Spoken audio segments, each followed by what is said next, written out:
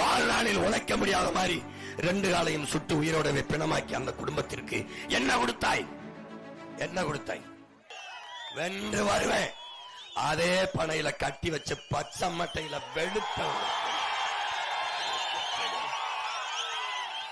சரியான நேர்மையான ஆட்சியாளர்களாக இருந்தால் தூத்துக்குடியில் துப்பாக்கி சுட சொல்லி உத்தரவு பிறப்பித்தவன் எவன்? சொல்லு பார்ப்போம்.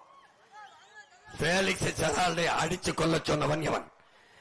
பனைமரத்தில் ஏறியவனை 2 முட்டிக்காலையும் சுட்டு இப்படி உயிரோடு பிணமாக்கியவன் எவன்? அவனை சுட சொல்லவன் எவன்? சுட சொன்னவன் யார்? இந்த கட்சி ஆட்சிகளுக்கு நீ திருப்பி ஓட்டு போட போறியா? மானங்கட்டு போட போறியா? மானங்கட்டு போட போறியா? எதிர்கட்சியா இருக்கும்போது பெனிக்ஸ் மரணத்திற்கு கதறி எழுத திமுக இந்த மணிகண்டனை சுட்டு வீழ்த்தியதுக்கு ஒரு கண்டனம் தெரிவிக்காதீங்க.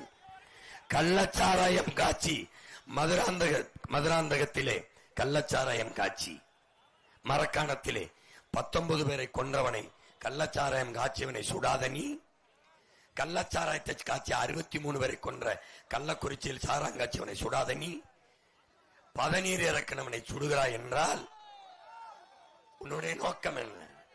உன்னுடைய நோக்கம் என்ன? ஒரு கடமையில் இருக்கிறவன் சீருடை இல்லாமல் துப்பாக்கி ஏந்தியதுக்கு போனாய். அங்க என்ன தீவிரவாதியாக இருக்கிறான்? துப்பாக்கி எடுத்து ஏன் போனாய்? அவனுக்கு வெறும் சஸ்பென்ஷன் மட்டும்தான் கொடுத்திருக்கான், டிஸ்மிஸ் பண்ணல. இந்த டிஸ்மிஸ் பண்ணாத இந்த ஆட்சியை நாம டிஸ்மிஸ் பண்றோம்டா. தூக்கி வீசம்டா. கள்ளச்சாராயம் குடிச்சு செத்தவன் வீட்டுக்கு 10 லட்சம் கொடுத்தாய். நடிகனை பார்க்க போய் நெரிசல சிக்கி செத்தவனுக்கு 10 லட்சம் கொடுத்தாய். வாழ்நாளில் உழைக்க முடியாத மாதிரி 2 காலையும் சுட்டு உயிரோடவே பிணமாக்கி அந்த குடும்பத்திற்கு என்ன கொடுத்தாய்? என்ன கொடுத்தாய்?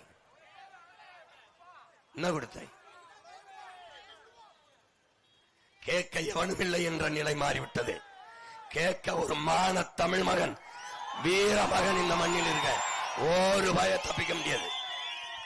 ஒழுங்கா நடவடிக்கை எடு. போனவன் 3 பேரையும் டிஸ்மிஸ் பண்ணு. வீட்டுக்கு உரிய நிவாரணம், இந்த புள்ள குட்டிய காலம்புறா வாழ்றதுக்கு காசை கொடு. இல்லைன்னா இந்த மாதிரி மகருக்கு நான் கொடுப்பேன். என் மக்கள்கிட்ட கையேந்தியாவது அந்த குடும்பத்தை காப்பாற்றுவேன். நீ எவனை எனக்கு உதவ வேண்டாம். ஆனா உங்களை ஒழிக்காம நான் போயிருவேன் மட்டும் நினைக்காது. நான் வென்று வருவேன். இந்த டாஸ்மார்க்க மூடுவேன். பணம்பால் தென்னம்பால் ஈச்சம்பாலை கல்லை இறக்குவதை திறந்து விடுவேன். கல்லுக்கடை திறப்பேன்.